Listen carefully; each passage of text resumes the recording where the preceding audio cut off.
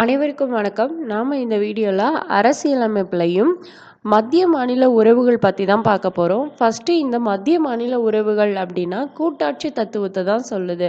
மத்திய அரசு மாநில அரசு இரண்டும் சேர்ந்து நாட்டை ஆட்சி செய்வதுக்கு பேர் தான் கூட்டாட்சி அரசுன்னு சொல்லுவோம்.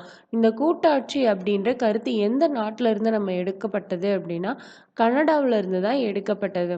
இப்போ மத்திய மாநில உறவுகள் பற்றி பார்க்கலாம். மத்திய மாநில உறவுகள் பகுதி 11ல் இருக்கு. அடுத்தது இந்த மத்திய மாநில உறவுகளை 3 பிரிவாக நம்ம பிரிக்கலாம். எதெல்லாம் அப்படின்னா சட்டமன்ற உறவுகள், நிர்வாக உறவுகள், நிதி உறவுகள் அப்படின்னு மொத்தம் 3 பிரிவாக பிரிக்கலாம். இது எந்தெந்த ஆர்டிக்கிள் இருந்து எந்தெந்த ஆர்டிக்கிள் வரைக்கும் இருக்குன்னு பார்க்கலாம். சட்டமன்ற உறவுகள்ன்றது ஆர்டிக்கிள் 245 இருந்து 255 வரைக்கும் உள்ளது தான் சட்டமன்ற உறவுகள். அடுத்தது நிர்வாக உறவுகள். இது ஆர்டிக்கிள் 256 இருந்து 263 வரைக்கும் உள்ளது.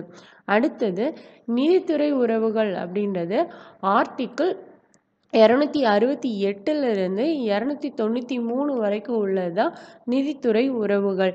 இதை பற்றி அடுத்தடுத்த வீடியோவில் நம்ம டீட்டெயிலாக பார்க்கலாம்.